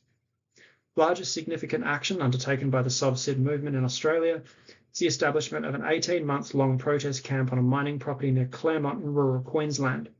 Protest members established their own system of rules, licences and diplomatic channels for speaking with the Australian government and authorities. Other than this known SIG Act, there have been a long list of viral videos recorded, including traffic stops by police, that list in the hundreds at this point of recording. To put all of this together, the Subsit movement is a blended ideology in which elements of QAnon overlap. Much of this is linked to the US federal government incidents such as Ruby Ridge and Waco. The movement reached peak proliferation during the COVID-19 lockdowns and protests whereby many individual beliefs were confirmed due to the excessive use of force by some authorities in an instance and an attempt to control the public. Finally, though not an outwardly violent organisation or movement, the rhetoric in both Subsit and QAnon movement lends itself to potential violence or sabotage actions if given the right circumstances. Before we move on, it's important to recognise that this specific movement, though generally liberty-minded, is fairly one-sided and more libertarian adjacent, or one-way street libertarianism. General reporting on Subsit actions shows a pattern of concern with individual rights, however, does not address the individual responsibilities or self-regulation required in libertarianism. A movement in which you are free to do as you wish while operating within the legal safety net of a state sits at odds with any functioning libertarian philosophy. Moving on to loosely organised crime and or youth gangs. This subset has been included due to the overlap into organised crime or deliberate use of violence or fear to achieve an end state. Though the end state might not align with any major groups mentioned, the volatility and unpredictable nature of youth crime and youth gangs warrants including when talking about threat, especially when acting in groups. So to start with, we're going to loosely classify the different levels of focus points of a criminal entity. Firstly, we have the criminal. Main focus is making money through illegal means such as theft and drug selling. This kind of activity might be sporadic and episodic. It might also not be central to the group's overall activity. Next, we have conflict. The main focus is street fighting and violence, associated with gaining social status or street reputation. Activity is marked by an emphasis on honour, personal integrity, and also the role of territory within the organisation. Next is retreat, mainly characterised by drug use and general withdrawal from mainstream social interaction. Legal activity mainly revolves around the use of drugs rather than in violent or other antisocial activity. Lastly, we have street culture with a focus on the adoption of specific street gang culture forms and presentation of gang-like attributes. This can include fashion, music, and syntax, most limited to mimicry and youth cultural fads. Taking all these into account, our main focus will be conflict due to its ability to involve third parties or innocent bystanders as well as escalate uncontrolled. We won't be focusing on any SIG acts specifically, as this is not a law enforcement gang threat primer or a targeting pack. For the purpose of this, we'll be looking at some of the higher crime locations within Australia, the type of crime, where it sits, and the global threat index. Alice Springs in the Northern Territory is the highest, with most common crime listed as assault, property damage, and theft. It sits on the extreme severity with a crime index score of 71.5 in between Oakland, California at 68.9 and Cali, Colombia at 71.7. Moving to Queensland, where we have Townsville and Mount Isa, where theft, vandalism, and assault and armed robbery are the most common crimes with a lower crime index score of 57.4 for Townsville and unknown for Mount Isa. Still in Queensland, Rockhampton makes the list with drug-related offensive and theft being most common crimes, putting it in the very high category of 67.7 on crime index. From Victoria, we have Melbourne with alcohol-related assaults and burglaries, the most common offences, and a crime index level of 55.6. Lastly, we have the Central Coast with burglary, vandalism, and personal thefts, and a global crime index score of 50. Initially, this slide was not going to be included as it deviates slightly from the specified criteria of organised groups or individuals. However, any action where life is taken in a planned manner constitutes a threat, and as such, incidents where an individual has set out to cause public harm and succeeded have been included for the last 15 years. I'd like to draw attention to the key point before beginning. Most mass killings in Australia are primarily done within the family home, with most mass shootings a familicide rather than homicide of persons outside the individual's home. While on statistics, most murder in Australia is committed by bladed or edged weapons between 34 and 39%, with firearms coming in at 11%. I'd also like to take this moment to mention these murder rates within the domestic setting. A vast amount of total murders involving 2 or more individuals indicate an element of domestic violence. This has not been included in the slide, as it very rarely escalates out into the public domain. However, I believe it is important to acknowledge that in many cases, some domestic disputes result in just as many deaths and injuries as someone in the below table. And a threat from someone you know is just as important to recognise as a threat from someone you don't. Turning to the table, I'll be highlighting some of the more important information for different reasons. Starting in 2009, an individual was arrested and charged for arson causing death and intentionally lighting a bushfire. He was later convicted of 10 counts of arson, including death, in 2012. This bushfire created approximately 500 evacuees, threatening the Loy Yang power station. It is important to consider how effects such as bushfires may affect the world around you. Thankfully, most within rural areas maintain a bushfire action plan. Next, we have a shooting in the Adelaide suburb of Hectorville, in which an individual both known to police and suffering from some mental health concerns entered his neighbour's property, shooting 4, killing 3. An 8-hour standoff followed, in which time the individual shot and injured 2 police officers. The individual is alleged to have gained access to his father's firearms illegally before starting the event. Moving to the 2017 spree killing on Burke Street, in which an individual killed 6 and injured 27 with a combination of vehicle and knife. The individual had previously been charged by police 6 days prior to the casualty event, following a police pursuit with an individual informing a friend next time he would plan to harm people. The individual prior to the vehicular attack was involved in a stabbing, leaving 1 person in a critical condition. Shifting up to the Northern Territory to Darwin, in 2019, an individual out on parole, following a 6-year sentence, engaged in a shooting spree with a pump-action shotgun. Reporting indicates the firearm was likely stolen in the late 1990s. Motives for the attack are not known, however it's alleged drugs may have played a part. Lastly, we have the most recent event in which an individual killed 6 and injured 12 in a mass stabbing in Sydney. Victims were mostly female, injured, including a 9-month-old baby. Perpetrator had no known address or place of work and was likely homeless, suffering from unknown mental health issues. At time of recording, motives are unknown. However, it was noted the attacker's reluctance to engage males as he came across.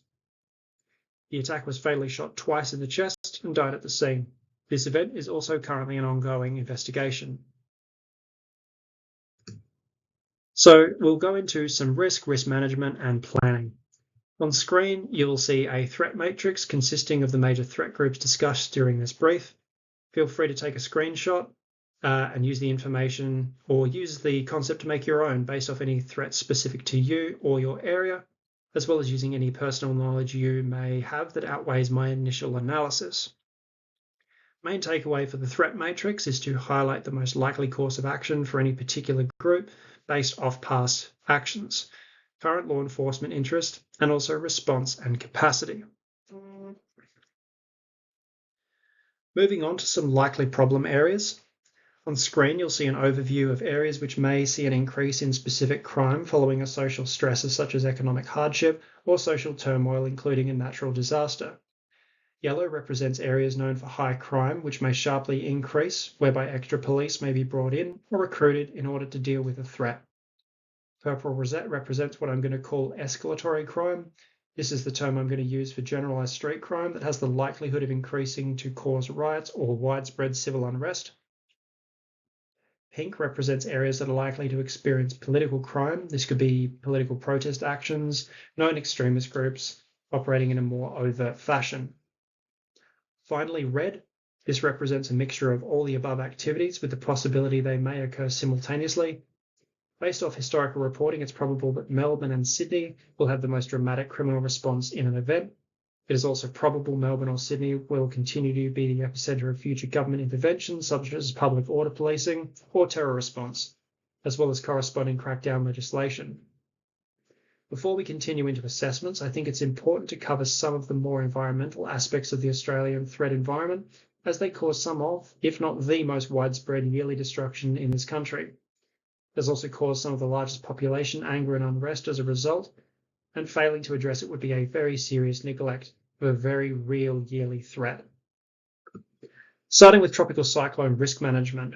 Tropical cyclones, as seen on the map, affect the north of Australia with the highest risk between November and April, with northern Queensland being usually significantly affected.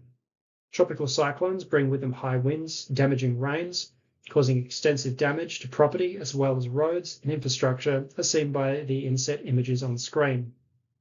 Cyclones have historically killed between 30 and 65 people, causing around 3 billion Australian dollars in damage, affecting import and export of goods as a secondary effect. Moving on to flooding somewhat affects most of Australia, with most of the eastern coast subject to flooding in some way due to the higher density of urban construction on floodplains.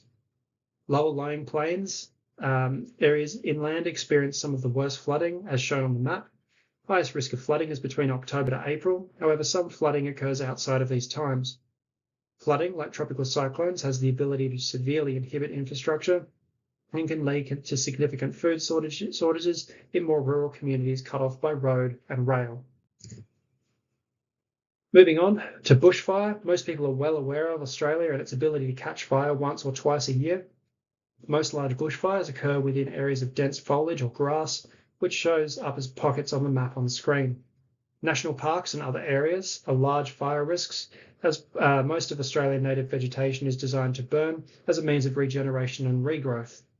As such, it's not uncommon for fires to travel very far and exceptionally fast compared to other types of wildfire. On screen, you can see some examples of bushfires from the recent past. Bushfire remains one of the highest risks due to the displacement of individuals from their homes and lack of overall preparedness by some. Bushfires also place tremendous strain on local communities, as well as state governments due to lost revenue and commitment of some sections of the total workforce to assist in recovery operations. Historically, Defence Force personnel have been used to extract at-risk individuals, provide medical and immediate care, as well as rebuilding efforts. Historically, major bushfires have killed between 175 and 47 people, with hundreds of injuries, and cost between 2 and 4 billion Australian dollars. Earthquake. As Australia sits in the middle of a tectonic plate, earthquakes are not frequent, nor are they exceptionally destructive. However, due to their relative rarity, their impact is sometimes increased due to the lack of overall knowledge. Population-dense areas tend to be affected due to aging or incorrectly built structures. Rural roads are also affected, leading to supply issues or similar flooding. So this is bringing us towards the end of the presentation, and we're going to go into some short-term assessments.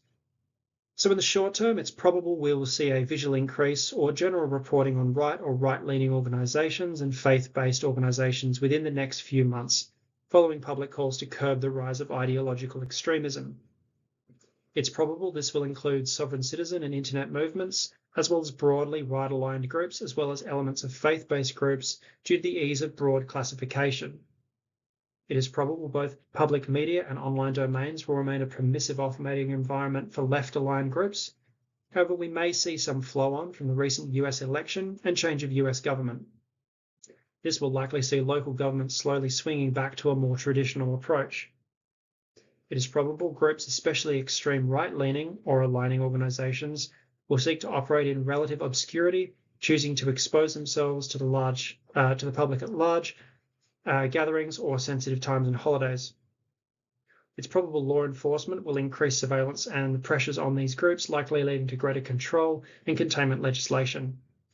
It's likely these groups will seek to gain a better understanding of general emissions control, or MCON, and operational security, or OPSEC, to counter the likely increase in legislation or law enforcement response. It's likely fringe or extreme political ideological groups will seek to target and attract disenfranchised or at-risk individuals to grow their numbers, likely capitalizing on individual internalized anger.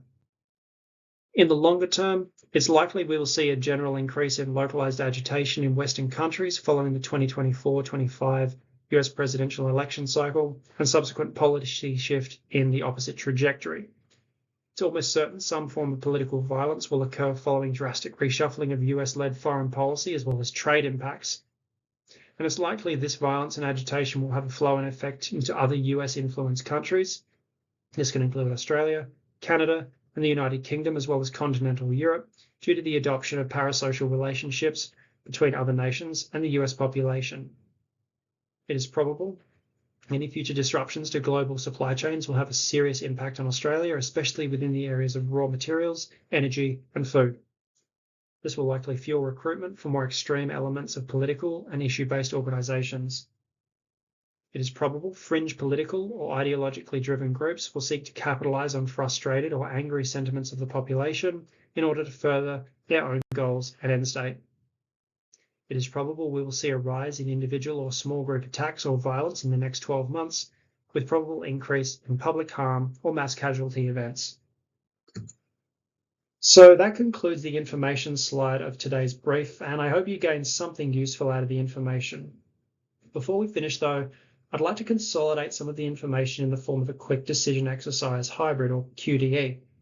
For those not aware of what this is, I will provide a rough scenario overview involving your friendly actors or units, along with enemy or neutral actors and units, and something resembling a terrain model. You'll be given a scenario and must use your knowledge to come up with a solution to the given issue within the force groups you've been given. Now, no one will be marking, nor is there a right or wrong answer. This is purely just to start a series of thoughts in your head while the topic is fresh. All right, so let's start. We kind of live with these individuals to the north. Obviously, this does not represent the actual countries, though one can gain a rough idea of who we're talking to. It's a fairly reasonable assumption that the country of Olvana can control northern approaches to Australia and is also a quite extensive global hegemon with regards to both international trade and defence. With that knowledge, we will shift to an Australian city. We're currently in an unspecified year, and for the purpose of this exercise, we are living in the city of Melbourne. Your family unit consists of yourself and a partner, as well as 2 children, one of university age and one of early high school age. You live in a mid to upper income bracket with good financial mobility, however your mortgage repayments on your inner suburbs house consume most of your jointly earned income, with interest rates slowly climbing, which has been occurring for the last few years. In recent global events, regional giant Olvana has increased military activity in the Indo-Pacific region, placing an increased pressure on regional allies. 3 months prior to time of reporting, an Olvana Navy vessel launched 4 anti-ship missiles, striking 2 South Torbian flag tankers in the South China Sea, sinking 1 vessel and causing the second to spill its cargo. Following this, maritime traffic has dramatically reduced through the South China Sea, as well as the Straits of Malacca for fear of more attacks. In addition to this, shipping insurance companies have increased insurance premiums for ships transiting in the Indo-Pacific region.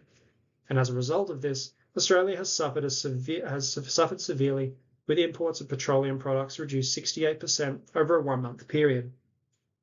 The Australian government has approximately 26 days of domestic fuel supply, not including aviation fuel as a result, and has placed harsh restrictions and limits on fuel available to the general public, with most fuel allocated to emergency response and defence force usage only. As a direct result of this, severe supply chain issues have become apparent, with supermarkets unable to maintain stock and resupply of essential items. Most professions have also temporarily wound down operations due to lack of work. The Australian government has also allocated welfare funds to the population on a monthly basis to avoid economic collapse. As a direct result of this, many angry, out of work, and hungry individuals use the time not at work to engage with other like-minded individuals who also share the same sentiments. These groups use increasingly violent rhetoric against the state and other groups, using violent rhetoric against other ethnic groups. These groups decide to voice their concerns to the government and decide to mass their forces on one day in one geographic area to ensure their message is not ignored. We now cut to you. Your company has allowed you to work remotely, so you're located here in your inner suburbs house near the CBD. Your partner has used the weekly fuel allocation to drive to the local hardware shop to buy supplies to make a vegetable garden, and they are located here on the edge of the city. Both your children have made their way into the city by bicycle to use the public library services, as they are the most reliable to do schoolwork. They are located here. At 11:23 local time, a rolling blackout takes effect, causing several traffic lights, street lights, and 3G phones coverage to operate intermittently. At 1200, organised protest movements step off, converging on the CBD. At 12:35 local time, there are reports of 400-strong group moving across the Western Freeway with no police presence or escort. At 12:45 local time, a group of 300 protesters move in from the southeast and establish a position in the inner east of the CBD. Police are deployed to bolster forces in place and stop the protest actions moving in from north to south, establishing a central control point before splitting forces, consolidating combat power to tackle a possible two-pronged movement into the city. At 13:16, police engage the Western protest group with tear gas and rubber bullets as some protest members throw projectiles including rocks and bricks. The Western Freeway is now blocked to any public movement. At 13:21, protesters southeast of the CBD catch wind of the engagement in the west. Driven by a mob-style sentiment, they engage with hand-thrown projectiles, with some members using improvised incendiary devices brought along in backpacks. Police use tear gas and rubber bullets, seeking to find, fix, and engage protesters seen with lethal weaponry among the crowd. In an attempt to draw agitators from the crowd, several police subunits are swamped by protesters, resulting in critical injuries on both sides. Heavily armed police now flood in from the north, both blocking and isolating the eastern engagement area. Unknown to step off, a third group of protesters appear in the CBD. This group consists primarily of individuals living, residing, or located within the city itself, and as such did not need to march in, avoiding the massing personnel build-up noticed by authorities.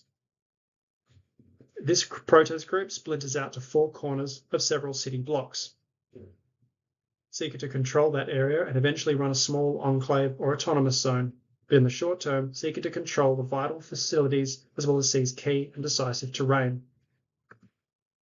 The main body of law enforcement contingent are located south of the CBD protests and cannot physically make their way north through the city. A police car attempts to make entry through the controlled city blocks, however, is engaged with improvised handheld incendiary devices. The officers are also engaged by intermittent small arms fire believed to be a shotgun and a hunting rifle. At 14:55, the local government enacts emergency power legislation giving law enforcement total control to execute actions as they see fit, with everything inside a 3-kilometre radius of the CBD deemed an active engagement zone. Tactical response officers are brought in from other areas to engage the city enclave. We're now going to take a pause, take a step back, and review the situation. You are outside the containment zone. One family member is inside the containment zone, however, physically blocked between two factions. Your children, however, are located within the armed and independently held zone in the CBD.